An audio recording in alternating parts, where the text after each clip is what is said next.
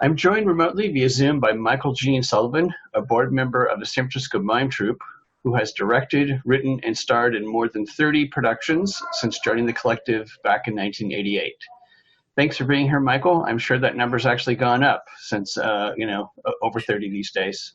Yeah, I try to update my bio. I didn't join the collective in 1988. That was the first time I did a show with the Mime Troupe. It was a few years. They asked me to join the collective, but I really wasn't sure if I wanted to for a little while. It seemed like a lot of work, and it is. So I would love to start with the Mime Troupe's been around for over 60 plus years. If you could just kind of give the audience just a little overview of the Mime Troupe, especially the fact that your mission is to provide these incredible performances out in parks throughout the whole San Francisco Bay Area, and actually you've done it in other countries. Yes. So the Mime Troupe's been around since 1959. There's always some dispute over that. And we've been doing political theater. I haven't with them, but people did since then. And the idea was always, when people get confused by the name mime, but mime is actually the exaggeration of everyday life and story and song. So you can talk. You don't have to be stuck in a glass box wearing leotards. Much fun as that sounds. And we've always been trying to use theater actively as an activist tool. Rather than just doing psychological dramas where basically you open the side of a house, you see some freaked out family members who have a difficult time, and then the house closes and you go to your home, and it has nothing to do with you. The Mime Troupe has purposefully and actively tried to affect the audience openly. We make no bones about it. And we also have a board, but the board is really there because we have to have a board. I'm on the board. By law, you kind of got to have one.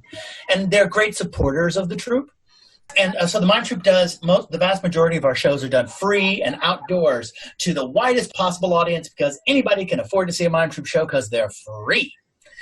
And we perform around the Bay Area, Northern California. We tour across country. I've been overseas a number of times with the Mime Troupe, always with our message of comedy and activism and theater kind of mashed together. It's like if Brecht had been funnier. Thank you. How has the COVID-19 epidemic really impacted the Mime Troupe's traditional summer touring season, which is coming up here in a month or so, especially your annual kind of kickoff on the 4th of July at Dolores Park? Well, the first thing that happened was we had to push back our 4th of July opening a month. The first thing was, okay, we're just gonna wait because people aren't gonna feel comfortable coming out, and we're not sure if we'd have enough time to rehearse. Also, Actors Equity, which is the union that protects, actors, and Mime Troupe is a member of the union, said they were not going to let anybody do productions, no contracts, nothing, until things had cleared up, because they don't want the actors to be under pressure by producers to be in dangerous situations, like right up with people. So we pushed it back to then. And then we started examining, well, what would happen if we couldn't do the show at all? What else could we do? And we thought about, and we've been doing research on radio plays, to do a radio serial rather than one play, to do like 9, like 20 minutes, and then eventually an hour-long show, and to have the actors record them in their homes. And then we take all that information, put it together into one radio play, and then put it out once a week. And I think that's what we're going to do. I could just say that. That's what we're going to do.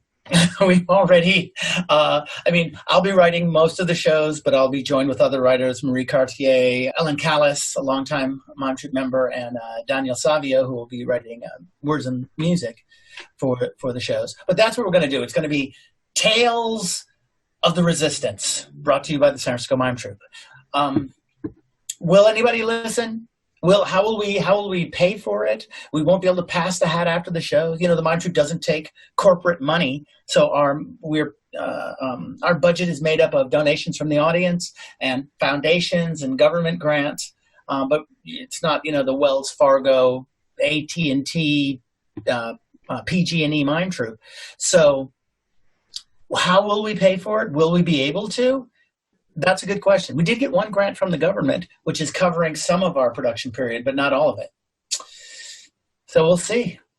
But the interesting thing is that if the radio thing works, it is something that we're hoping to continue in future years, even after the parks reopen and everyone's out there running around, woo, hula hoops and frisbees and watching Mime Troupe shows. that we might still do the radio shows every winter, a new one, depending on whatever the political issue is at the time. And I didn't mention this, but since we do political theater, all of our shows are original shows that are written about political issues of the time to give people information and to kind of whip them up to get agitated and involved in whatever's going on. And it sounds like it could be a really great new model for the mime troupe. So one of the other things that the collective does is you do a lot of community outreach. You have a whole education projects program with internships. You've got summer workshops. You have your youth theater, community workshops. How has the whole pandemic impacted that? Well, it's made that all of those difficult or impossible. Our after-school program, the YTP program, has shifted to kind of being online for the fall, but YTP is very specifically helping teenagers not only to tell their own stories and teaching them how to write and act and direct and create plays that are about their lives, but it's also about them creating their own company each year, them interacting with people that they normally don't deal with. I mean, these students and teens have access to all of this technology and all of this, they can, interact with kids in, from San Francisco to Mongolia to, Timbuktu, but to actually be with them, to actually share the space with someone is very different. And so we're missing that, even though our youth theater project is going to do, like I said, an online version. And our other school project, which is the Young California Writers Project, or the Don Stevens Young California Writers Project, we've gotten a grant to pay for this, which is a personal grant, which is super cool. But it requires the school to be open. It's when one of our teachers goes in and teaches playwriting for 10 weeks in a school, and if the schools aren't open, we simply can't do it. So it's very difficult when it comes to our internships. So many of our internships are around production and creating plays and being in the room. People come from all over the world to study with us about how do you do this? How do you make a play so quickly that is so on point with politics, and what is the collaboration like? And we can't do any of that this year, even though we have grants to cover internships. For the first time in a decade, we have some grants that can actually pay interns to come and stay with us in San Francisco and give them dough, at least for writing. But it would be irresponsible for us to even really try to get students to come at this point. So back to solutions. I know recently you created the Mimecast, which is streaming on your website, another way to continue to reach out to the community. How can people who are watching this, who have been Mime Troupe collective fans for decades, and or their friends said, "Oh, we're going to go see them in the summer," and we're not sure that's going to happen. How can people support the effort, get engaged? Bit difficult to volunteer, but yeah. Thoughts and ideas? Yeah, well, like the point of the Mimecast is really to let people kind of get to know Mime Troopers better. There are people that have worked with us who are gone, or they've been with the company a long time, and the audience in general really doesn't know these people outside of the Mime Troupe. And so we want to try to make sure that the community understands their ownership of the company to a large extent, to their that we are there for them, and it's easier if they know who we are. And in terms of helping the company in these ridiculously difficult times, I'm going to be updating our website to make sure that people always kind of know, well, this is when the next show is going to be on. And anytime somebody can go online and just donate money to the Mime Troupe to make sure that we can keep doing the work we're doing. Some people think that the Mime Troupe the individual members work for free. It's like, no, this is a job.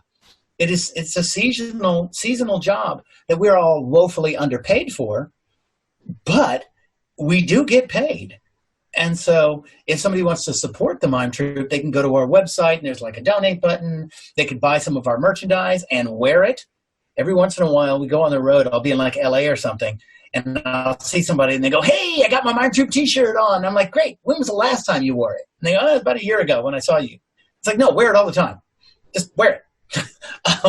And if a show comes up, as so much stuff is happening now online, if you see a show online, don't think of it as this really cool thing that you got to do for free. go ahead and make a donation. The reason those organizations, including the Mime Troupe, we cannot charge people to watch those things because the mechanism for doing that is very difficult. It is easier to let people see it for free. But if you see it for free, make a donation to that company. Not just the Mime Troupe. I mean, if you see the Mimecast, you're like, hey, I want to donate, fine. And when our shows come along, please do follow the company, watch the shows, and donate. But really for every theater company, every performer, everything you see online that as you're sitting at home thinking, wow, I'm trapped in my home and I need entertainment, and all of these performers are putting their work out there, make a donation to them. Even if it's an individual artist, Venmo them some dough, $5, here you go, I liked your dance piece. Yeah, I think all of the theaters need that constant support, and it's also a kind of a spiritual support. It is great when you put something on, if you sing a song on Facebook and somebody likes it, but you can't buy bread with a like,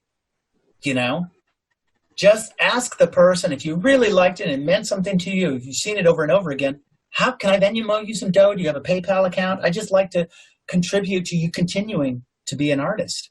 So, yes, please do support the Mime Troupe in every way you can, but really support all artists in every way you can. Thank you, Michael. That was great. I guess final question would be, with the meltdown, what do you see as positive things that might come out of all this? Perhaps support for artists, for example. Well, I don't know. That's a tough one. The city of San Francisco said they were going to be supporting artists, but they only chose to support a very narrow range of artists, which was unfortunate, I think. And that's made it difficult.